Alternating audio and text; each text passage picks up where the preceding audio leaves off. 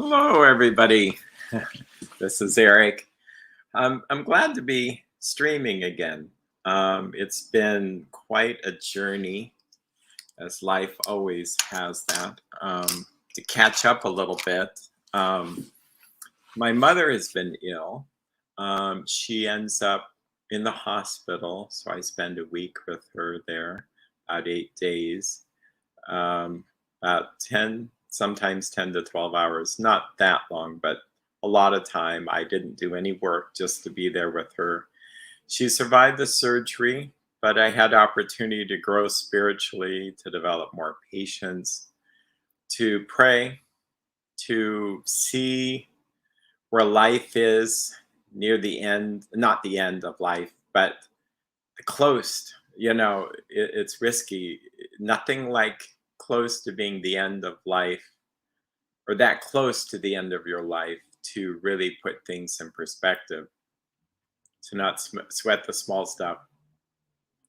Was it stressful? Yes. It encouraged me to learn how to deal with stress a better way. Then my sister took over. The way the rules were is only one person could be that support person, period. But they made an exception. It's that I needed to get back up here. So my sister has been doing that. And it looks like my mother is going to be going back to where she lives, adult family home, tomorrow. So one step at a time. I had the same surgery she did. Interestingly enough, it was a colon surgery, but hers turned out different than mine due to age and stuff. But so I felt like I was reliving a little bit of that experience.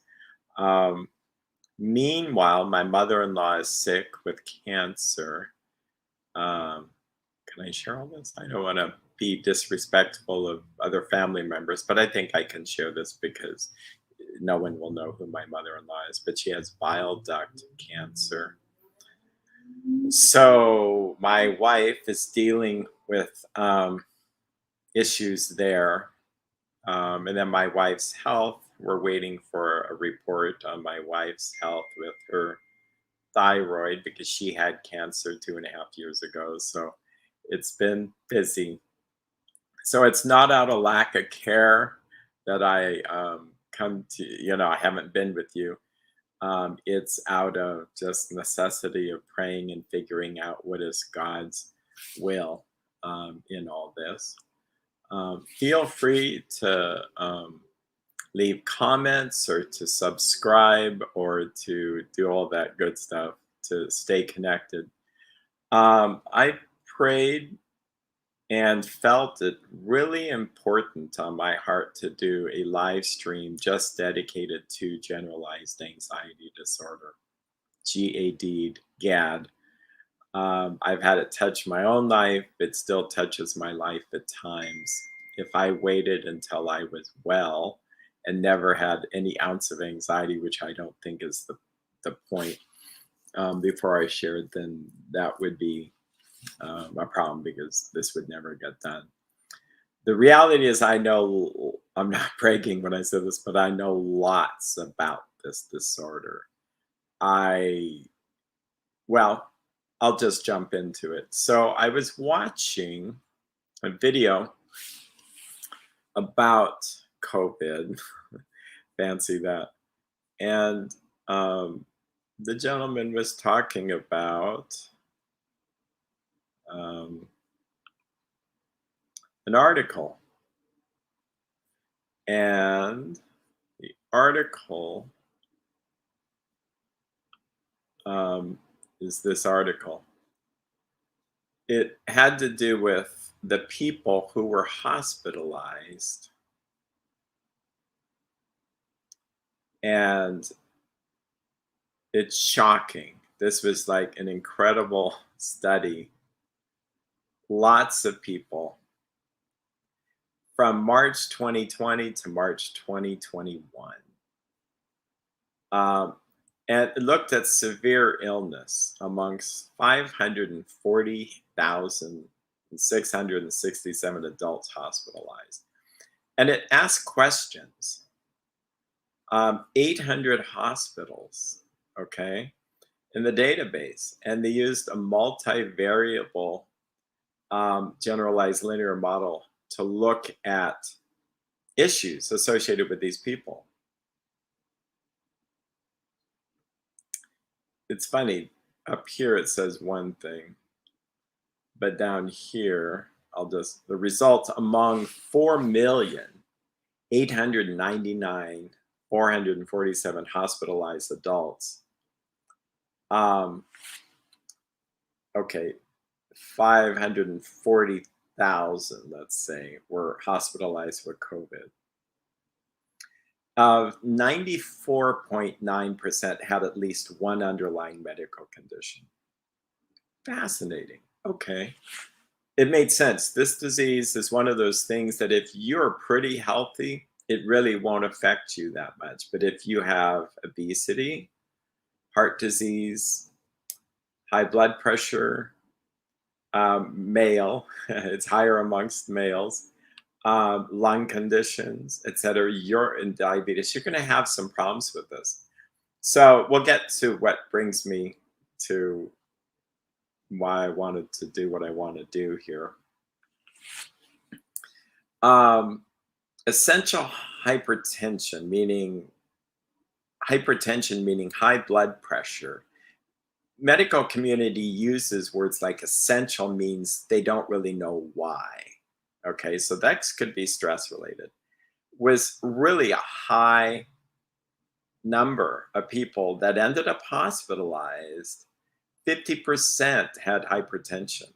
Disorders of lipid, obesity were the most common. The strongest risk factors for death, and they did some statistics here, and this will blow your mind, is obesity was the number one risk factor. So this should make us go, quick, let's lose weight, including myself. Let's get healthy. That's probably the best thing we could do. Anxiety and fear-related disorders. What? Like, what do you mean? Anxiety and fear-related disorders was such a risk factor that 28% stronger risks for death. It's higher than diabetes and a whole bunch of other conditions. This was shocking to me, and it was shocking to the guy I saw in the video who pointed this out to me. And you can read this article. I'll post it. It's pretty readable. It talks about how they came to their conclusions and the statistical analysis. And let's get down to here. So, of this chart,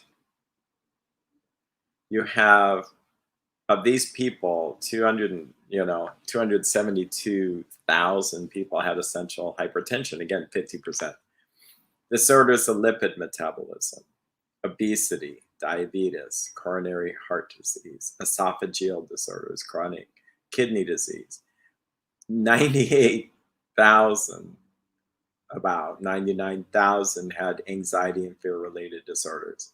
Underneath this was COPD, thyroid, depressive disorders, etc., sleep-wake disorders.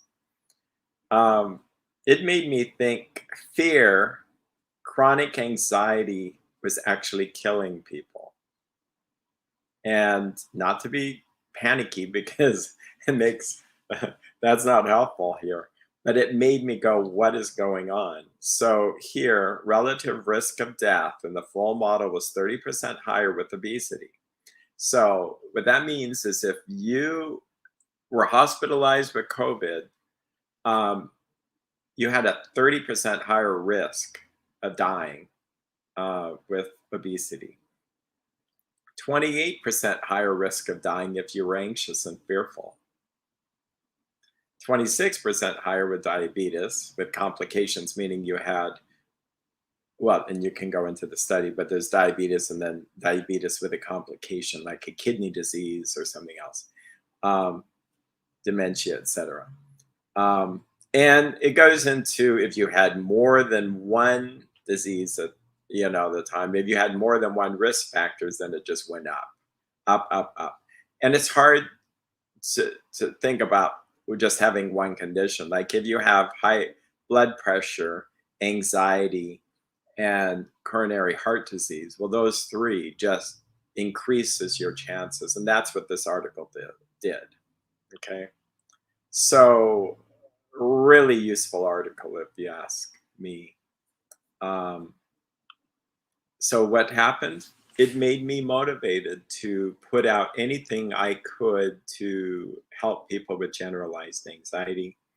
We have people calling every day wanting help, and almost everybody has generalized anxiety. Um, and I'm not trying to be overly simplistic, but no, people are generally nervous. We don't know how to calm down. We worry. We're almost attached to fear, and we look for things to be fearful. And a lot of us struggle with negative thinking. So, tonight is the introduction. I'm not sure what night I'll actually prepare these. It seems right now it's hard to commit to just one night. Why? Because I have my own self care on Monday nights with groups I attend. But tonight I decided it was my birthday. Actually, it's my birthday, and so I wanted to just do this to connect. But Thursday nights look good for me. They'll last just about 30 minutes, 40 minutes. They don't need to be long to be useful. I also entertained the idea of offering a Zoom meeting so that there could be much more interaction. I might do that based on how much the need is, and there might be a donation involved in that. I thought that would be interesting so that people could come to that. I myself participated in a meeting where there was 100 people, and I was impressed how it actually worked. People could raise their hand if they had a question, and yeah, it kind of worked, and it felt a little bit more personal than live stream. But before we get into all the ways that we're going to talk about how to deal with anxiety or to heal from anxiety, excessive anxiety. And it's going to be very potpourri tonight, just a mix of everything. But I like farmers markets. I saw, that's great. J Page is saying the Zoom idea sounds cool. I think it's been cool. I'd like to do that. I've done that with other things.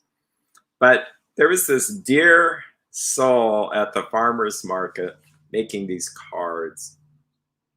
I was really kind of touched by them.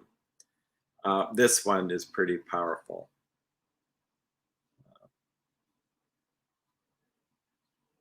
The power of stepping away. For this card represents for me just stepping away from an argument, stepping away from a negative thought, just stepping out of the situation. Just don't ignite anything more. Some of these are really funny. Well, if it isn't the consequences of my own actions.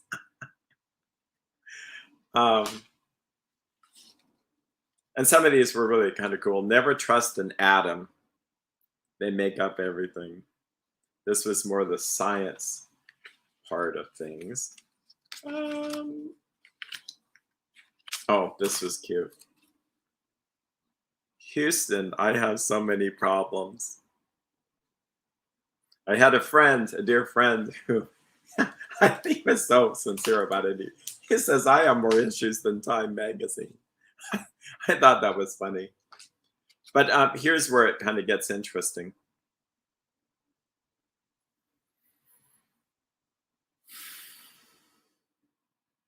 Just inhale, exhale. Remembering to breathe is key. And we'll talk about breath. We'll talk about essential oils, which are helpful. They really are. They calm people down. When people come in and they're really nervous, I just put a little drop. This isn't lavender, which by the way, I did get to go on a little vacation to the lavender farm. So I put a little drop, and orange. Orange is calming. The principle there is what's calming to you. You may not like lavender, but anyway, we'll talk about that. We'll talk about sleep. Sleep's really important. A lot of people just aren't sleeping too well. I've had people this week, which is only today, both situations involving sleep, and they needed to just not watch something with a blue light that would stimulate their brains to be on. This I got a huge kick out of. Hold on. Let me overthink this. My sister would get a kick out of this because she's told me, let's not overthink this. Let's not complicate this. She's really good for me in that regard. Just having a good friend to help you stay on track is really, really important. In these last months being away, I've learned the value of people just being with you, not being alone. There were nurses at the hospital that are just like, I would say saints, but that doesn't describe it. They were just so full of comfort.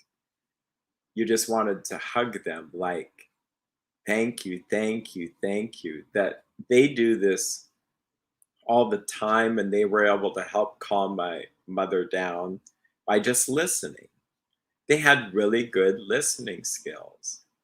And I would just watch. I was listening to my mom talk about things that sometimes really didn't make sense because she's confused. She's on medicine. She had pain and dementia. And my job was many times just saying, no, you're in a hospital. No, let's keep this tube here. It's okay. It's there to help you. And to realize when you're alone and there's no one there to help you realize the tube needs to be there, how scary that would be. And I think in life, if we don't have fellow recovering people or a coach or a therapist or a pastor or a priest or a parent or a friend, to just, we say, talk us off the ledge, it's just too alone. We're just too alone. Isolation. I've heard throughout this pandemic that isolation is not a good thing. I believe that, but I'm beginning to think it's really, because I really haven't been isolated. I've had good friends that I call probably every other day. I just have people that are there and they're just dear friends. But we'll talk about that because there are people calling me that have no friends. They're really isolated. They have no money to get help. It just breaks my heart. We're getting about 4 to 5 calls a day. And so why I'm doing this is for all of anybody who wants help with anxiety. Why not? This woman, back to this dear woman. In fact, I might as well give a shout out to her. She's local in her town. I think she's gifted. Her name's Deb Kindinger or Kindinger. Sorry about your name, but this is the card. I'll put a link. It's lifeofthekind.com. And she shared something personal. She said, I'll just say she was going through a hard time. And when she wrote some of these, this is great. If you don't pick a day to relax, your body will pick it for you. I believe that this is truly the case. Your body will start to have aches and pains. We're going to talk about panic attacks. muscle tension, headaches, jaw pain, stomach aches. I have a lot of people that are not having appetite. They just lost their appetite.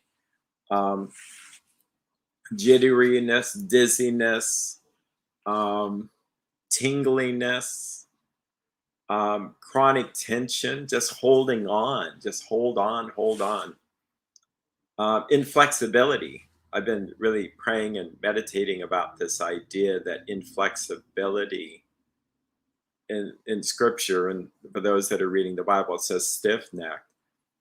But to realize being pliable and soft and flexible probably helps our minds to be flexible and soft. And when we're frightened, we hold on to our breath, we tense up, and we hold on to the idea. And we're often not open to new ideas. But the first step in therapy is to help calm people down, to help trust, to have them feel like you care, and then maybe they're open to other ideas. I like this. We fall, we break, we fail, but then we rise, we heal, we overcome. That's part of life. I think many of us hope we would never fall. And we're really afraid of breaking. And we feel so ashamed when we fail. But then we rise. I mean, after a while, you have to do something. So we rise up, we heal, and we overcome. We grow out of the experience. This is similar to early Christian practices where they would bow down and get back up, bow down and get back up. It's human to fall down. We all fall down. But to get back up is key. And I'm going to encourage anybody to get back up. Back to this idea of not trying to pray and gather people around you that will be with you in difficult times, and to be there for others in their difficult times. Treasure those who can hear you even when you're quiet.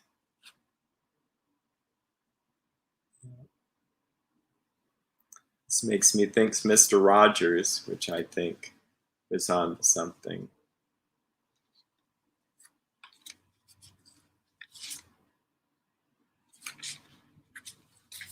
This is a powerful statement. I'm not sure how, but I will. And when we're really scared and anxious, we're really frightened that I'm not sure how I'm going to get out of this, or I'm not sure whether the panic attacks will go away, or how I'm going to get back to a better sleep, or whether I can get back to a better relationship, or how am I going to stop worrying or kick this addiction, which is creating more anxiety. Yes, food calms us down, so does sex and spending. Well, kind of spending food, alcohol, and anti-anxiety medicine, it calms us down, but it never works long term. I just saw an article on Seroquel. They're using this with people, and statistically, it does not benefit them after 2 years of use. Yeah, you're not going to be better off than when you started, and they should tell you that. And I'm being kind of strong, but they should. They don't, and then you end up with all these problems, and it seems like you're blamed for the problems rather than maybe you should have been given other choices other than just medication to fix things. But anyway, back to the nice simple card. I'm not sure how, but I will. This is humble.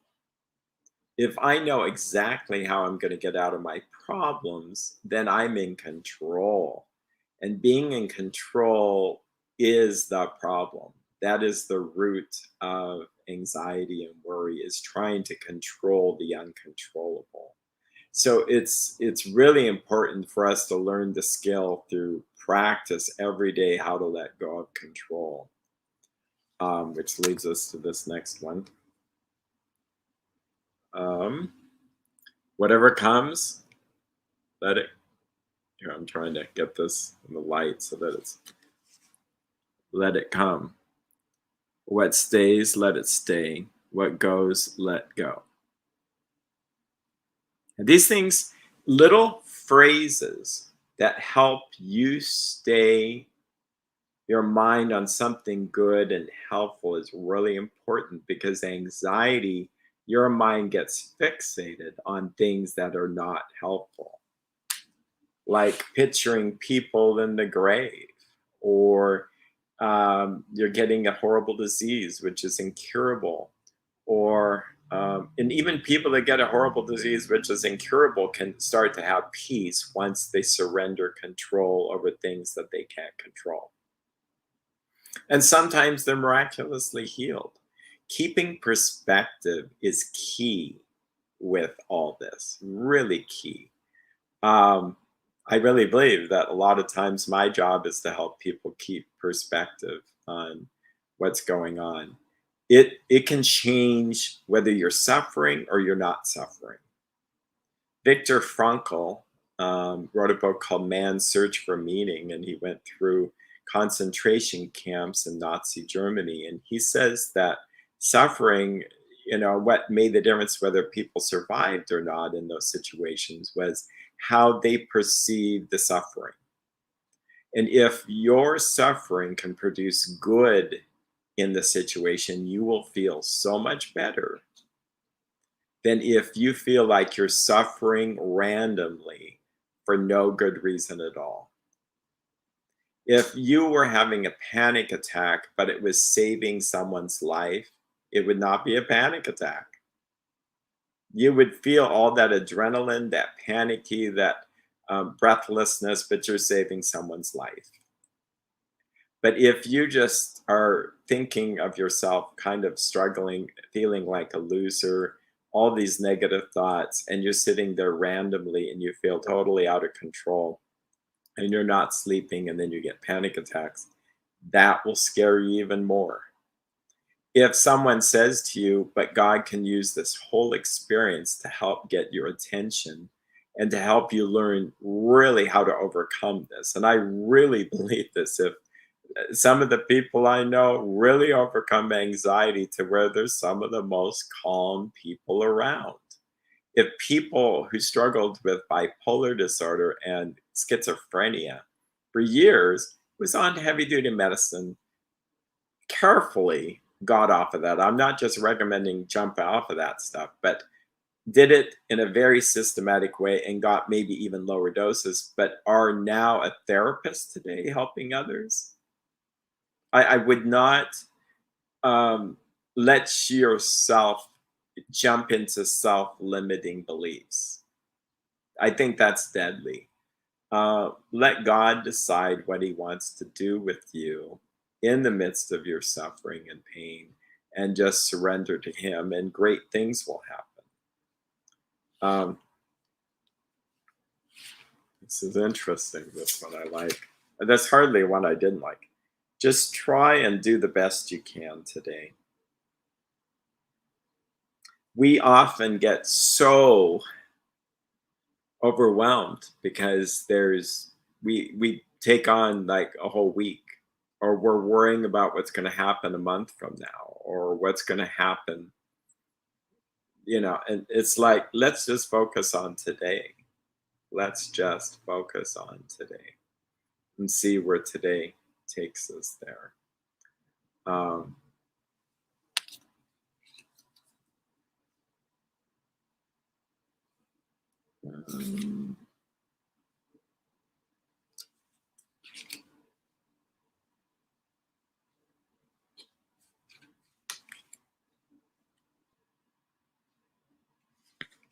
this was kind of a paradigm shift. They said I changed a lot. I said a lot changed me. You're suffering through anxiety or stresses can change you if you let it change you in the right direction. We'll talk about unusual things that people wouldn't realize anxiety, but a lot of anxiety is unassertiveness. and holding in feelings, afraid to feel the feelings of anger and to deal with them. And so this may seem surprising, but it says, get honest with people about who you are, what you want, and how you expect to be treated. Standards only scare off people not meant for you. Okay. I think there's a time to surrender and don't expect a lot from people, but I thought that card was interesting. I love this. This lady is, I love this. It's okay to be a glow stick. Sometimes we have to break before we shine. These kind cards are actually postcards, and you can order them on the internet. These little cards have helped me. I don't make any money selling them or anything. I just like them, so I just want you to be able to get them where you are. So the format, I think that giving information plus exercises is a good idea. Something you can practice. Information sometimes zings our mind to have a different experience. Like, it's enough, we get that aha experience. But a lot of recovery, I believe, is exercises. And it's practicing an exercise and not overwhelming ourselves with too many exercises. That would stress us out. But it's going to feel like I'm going to give you lots of different exercises along the way. And what I would encourage you to do is pick those ones that you think are really good for you. 1 week, you may go, well, I don't really need to do that. Or you at least give it a try and go, wow, essential oil really helped, or the sleep, hygiene session really helped. But it's going to feel overwhelming. Why? Well, I'll just show you. I prepared some books. And these are some of my favorite books. You Are Not Your Brain. I did a whole exercise on this, but this talks about neuroplasticity. Perspective is so strange. If I go like this, it's such a weird distortion. But anyway, it's just kind of how the camera works. Changing bad habits. And this guy struggled with OCD, overcame it. In fact, Leonardo DiCaprio did the movie on Howard Hughes and caught OCD.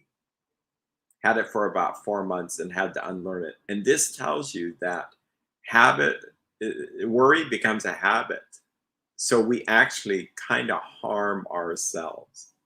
Another book I didn't pull off the shelf is From Panic to Power by Lucinda Bassett. You might have heard her on the radio. She struggled with anxiety for many years, took her principles as a lay person, and just started disseminating them. And when I was having a difficult time, I really I had the book. It was $3 at a used bookstore, and I knew her program was about $500.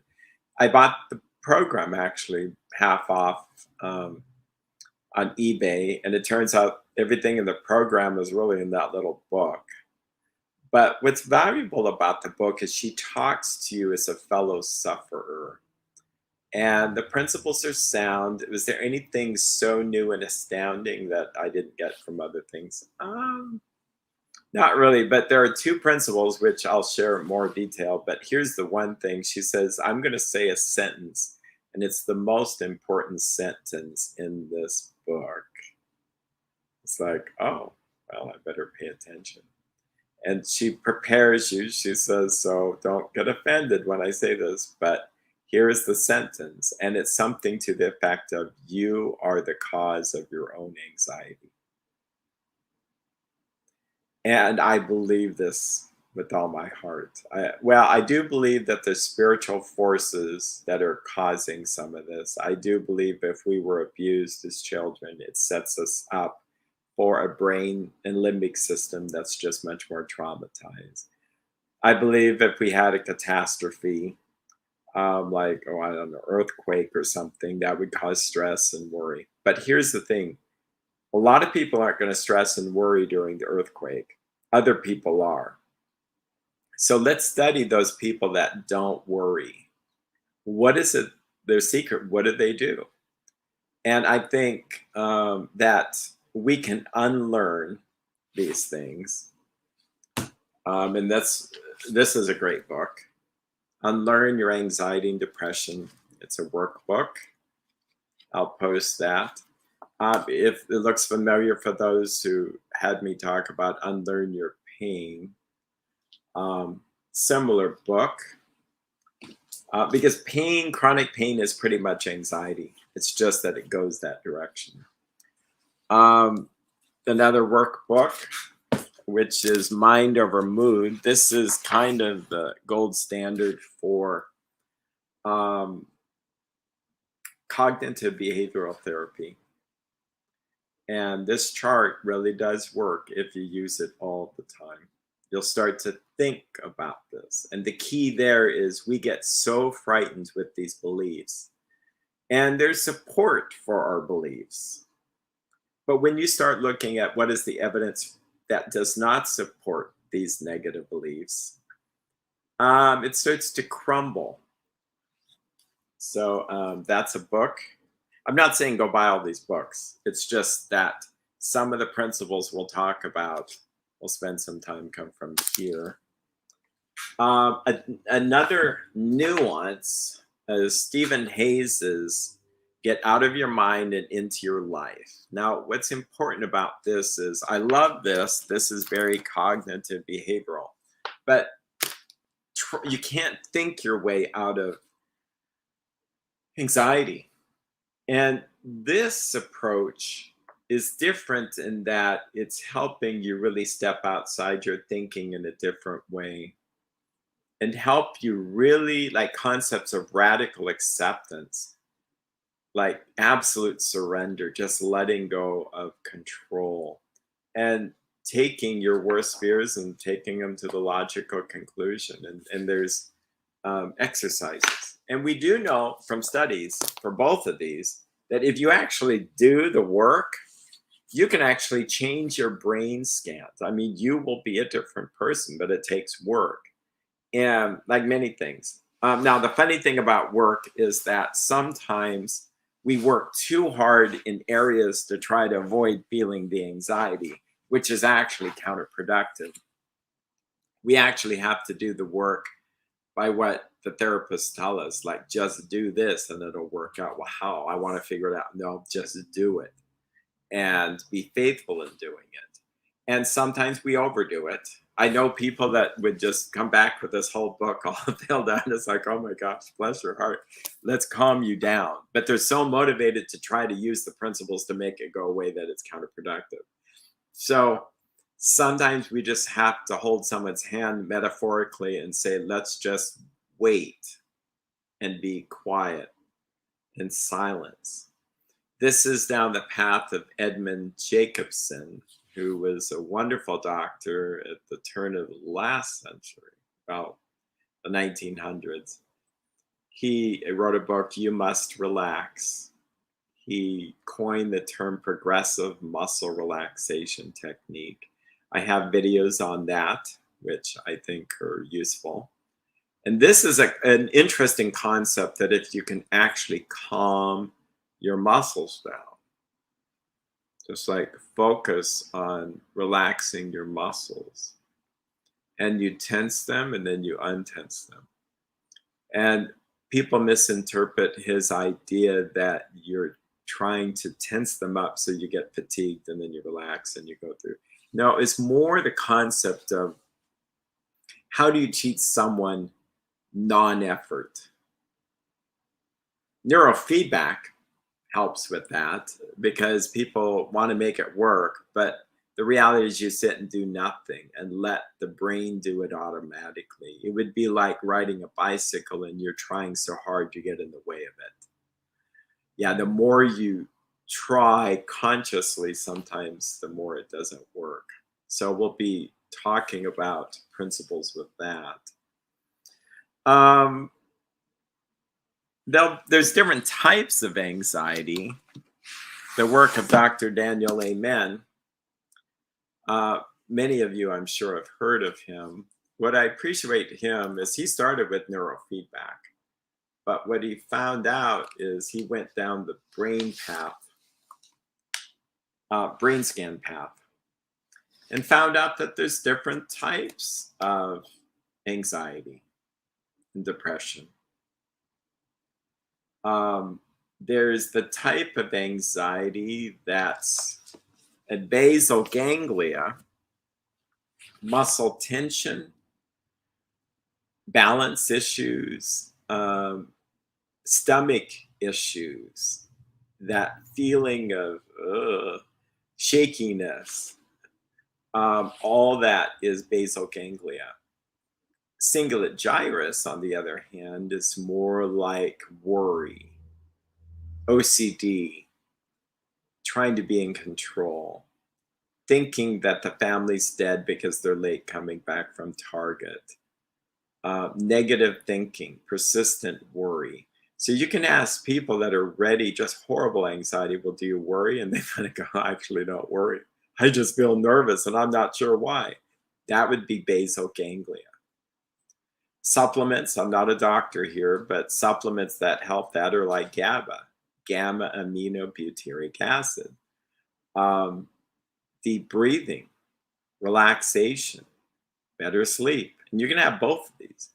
But someone who has cingulate gyrus style of anxiety, they do well with cognitive behavioral stuff. And exercise helps both of them, by the way. But more 5-HTP or L-tryptophan. Again, I'm not a doctor, but these are supplements that seem to be associated with such things. Good sleep. So we'll talk about that.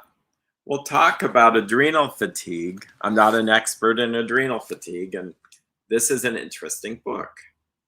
If we are looking at glands that could relate to fear, what would those glands be?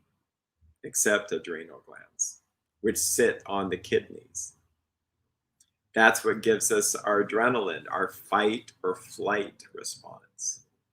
Can we overuse our kidney or overuse our adrenal glands? I think so.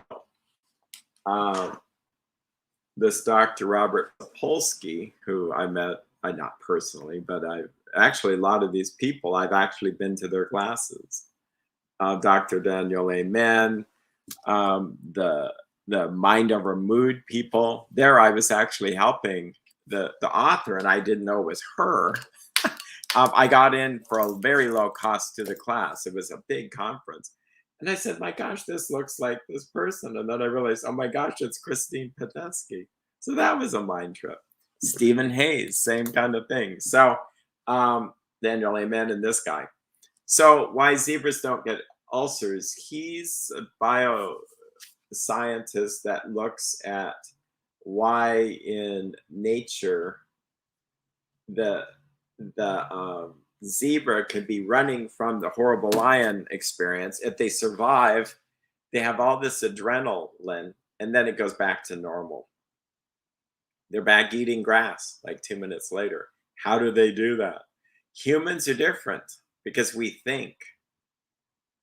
And our thinking, the affliction of thinking and not being in the moment can cause our adrenal glands to work extra hard. So a book like this can give you exercises. You can go to the website, Adrenal Fatigue. He actually sells vitamins and stuff. I've tried them. I have to say I find them useful. He'll talk about glycemic index and food and exercise and sleep and vacation and reframing how you see things, lifestyle. It's really kind of a good book in general to help you deal with stuff. And that's what I find is that it's not just a one linear path thing. It's a combination of things almost always. I'll kind of wrap it up with this. We're bio, um, psychosocial beings and spiritual beings. So there's a biology going on. Every time we're doing anything, there's biology. If I'm having an argument with my wife, there's a biochemistry going on. If I'm having a loving experience with my wife, there's a biochemistry going on. If I stub my toe, it's both a psycho, meaning there's psychology there, there's biology going on, but pain sensors and hormones, and depending on how I interpret it, if I see it as catastrophic and I'm going to lose my toe, or I think, oh my gosh, this is the beginning of MS, why am I stumbling? Um, that's going to create certain chemicals. So it's not profound, it's simple, but the problem is we live in a divided world where unfortunately the medical community, not to blame them, but it's just how it is, has so divorced body and soul and spirit and mind that they just think it's a different camp. And we do best when we see it as all interrelated. And just to really reiterate this, what happens is if they studied people who were depressed, didn't ask the question, why are they depressed? Maybe they lost a loved one, or they're thinking negative thoughts, or maybe they are sad and grieving, or they want to be able to do something, but they can't. There's many reasons why we're depressed. But it's almost as if they took a spigot and just went in there and says, okay, let's just measure the hormones. Wow, he's lacking serotonin or norepinephrine or um, dopamine or whatever. So we're just going to replenish it. We'll just give it to him and fix him. And it's like, that's not human. That's not how human beings are made or created. We're not bags of chemicals. Okay. And if you want to take it to the ridiculousness of this, they were looking at using ecstasy, MDMA, to help couples have a better communication. Now, that would be great. It did seem to work while they really did empathize with each other because they were given 4 days of serotonin in 4 hours. The downside is it caused severe brain damage. If you look at my website under drugs, you'll see that MDMA had caused damage in rats. Just a small amount of use caused damage that it would take 7 years. It took 7 years to grow 10% of the damage back to repair the damage. So it could take you your lifetime to get back to normal. Okay. So that's the dangers of just seeing a chemical is going to fix things, because there's always a downside and it's not taking into account everything. I think the other extreme would be just seeing everything as the mind and not seeing that there's chemicals or sleep or hormones that affect things as well. But yeah, feeling connected with people, feeling loved, having insight. Like if you get an aha experience in this series where all of a sudden you see things different, you're going to have a chemical shift. Having behaviors that you do repeatedly, like exercise or sleep well, and you get better, you'll make the connection that I do better when I sleep well. So we live in a very addicted culture that we want to take a one pill or one thing that's going to solve all our problems. Well, God will solve all our problems, and he has various ways of how he will do that. But if we wanted that one thing, that's where I'd point ourselves to.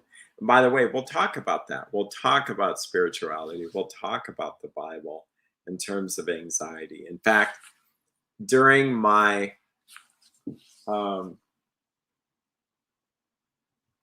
think I'll just look it up here. During my break, I guess, of 3 months, it feels like, I had kind of an epiphany, and I'll try to look it up here and connect here. Yep, it's right here. If I write anything,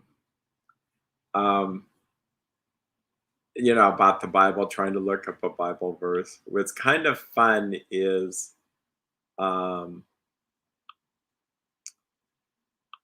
Bible Hub will come up. And here it is. So I will share this with you.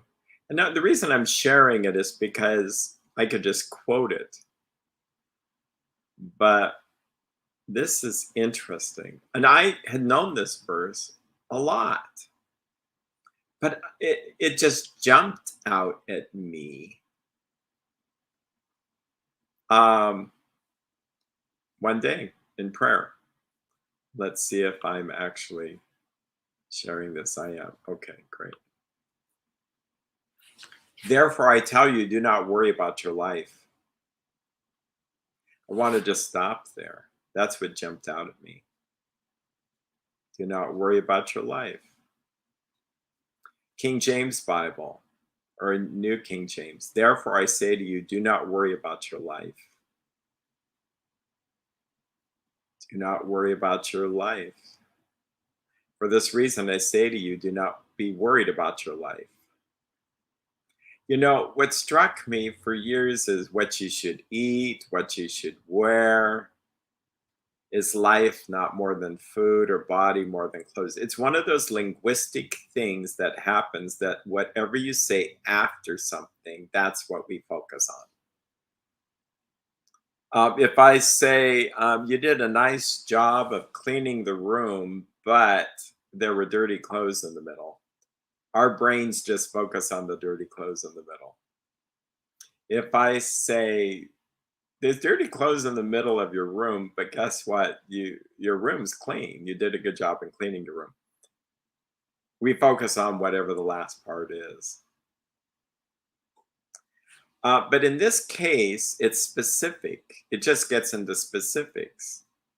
But if we really ponder to just not worry about our life, don't care for your life, have no cares. Don't care whether you live or you die. Don't care whether you have a lot of money or you don't. Don't care whether you are loved or not loved, or whether you live 5 more minutes or 5 years more. I know these things are very idealistic to say, but if I just want God's will, that's all I want, and I don't want my life the way I want my life, and it says if I worry, if I try to have the life I want, I'll lose it. If I let go of my life, then God will give me life. So I think there's some help there. What is a panic attack if it's not feeling like you're going to die or lose your life? And so the more it happens, the more you grip control. Now, I'm not saying we go run and find a rattlesnake and lay on the ground next to it. That would be silly, but I think we so over grip our life. We want what we want, it makes it just worse. And so if you can surrender and say, God, whatever you want to have happen to me, it can be scary, but I'm just going to trust in you. It's a quicker way out of anxiety. We'll talk about Claire Weeks, who I really like. She, and some of the people I'm sure that are watching this have heard me speak about this before, but again, we may dabble in something and then let it go. But Claire Weeks was an Australian psychiatrist who did a great job of teaching people to surrender into the anxiety, to see it as a wave and to just ride the wave. Again, when people ride waves in the ocean, they don't try to control them. They let go. You can't float unless you let go or control. And just let yourself float. How do you describe floating? How do you teach someone to float? You really can't. You just float. You just let it happen. So, Well, I hope this is going to be helpful to you. I will start to plan topics on various aspects of generalized anxiety and how to overcome it. Um, and I was going to talk about what the symptoms are, but I think I might begin next week with that. You can look it up. Chances are you know what the symptoms are. Um, Maybe I'll add that in today. The story goes, I liked this book enough that I got it on Audible. And I'm doing my walking, and I then listen to this gentleman talk about the symptoms. And I was actually kind of laughing more and more and more and more. Why? Because it's like, I can relate. It just went on and on with symptoms of anxiety.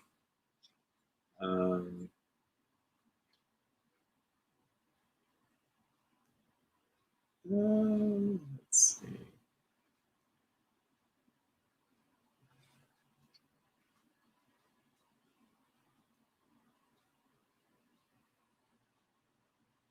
Yeah, here they are. By the way, this was under the mental notes. This is another principle that if you write something down, it seems to give you a little bit more control over it. But that's not the purpose. It moves it from the limbic system to the cognitive part of the brain, which actually calms us down. That's why expressive writing we'll talk about. It seems that that's one of the keys, is it calms us down by being able to verbalize. That's why talking with someone else, saying, I'm really, really scared. I think I'm going to lose my mother, or I'm really scared. I think I'm going to lose my mind. Why does that help? It helps because it seems to take, this is just small pieces, but it seems to take it from the arena of holding it close to getting it out. But brain-wise, it takes it out of the limbic system, brings it up to the neocortex. That's why writing, they think, is a little bit more beneficial. You can talk, and I think you get spiritual connection, a hug, people that care. People feel better. They calm down. I see it. I see it in my own life. When I go talk with someone, I feel better. How is talking with someone going to make me feel better? But it does. And therapists, including myself, sometimes are so quick to give a technique or skill because we want them to leave with something, that just listening helps. Okay. But in this is a little bit more formal, the mental notes. So I'm walking along. It was a fall day. I'm in a pretty good mood, but it was kind of funny.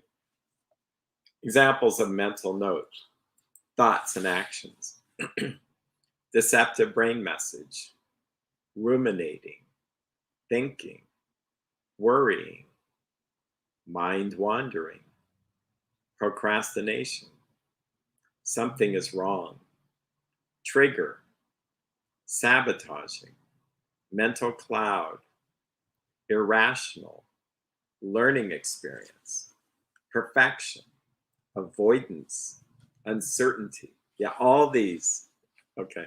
Physical sensations: sweaty palms, anxiety, heart racing, stomach churning, upset stomach, feeling sick, ears ringing, dizziness, fatigue, lightheadedness, de-energized, lethargy, urge, impulse, craving. Emotional sensations: anxiety, depression, helplessness, nervousness, scared, anger, feeling down, pain, low mood, shame, guilt, fear. Doesn't that cover that? It's fun. So we'll have fun together. We're going to work on this and hopefully help people begin to feel better. I should say that this is not meant to replace therapy. Therapy has its place. It certainly does. And this is informational only. But I'm also doing this because there are people can't get into therapists and because of cost or there's just too many people needing help. So you have a blessed evening. I wish you well in your journey. I care about you. I'm excited to see if we can help people get better, including myself. When I impart these skills, I end up trying to do the work myself. So you take care and have a great evening.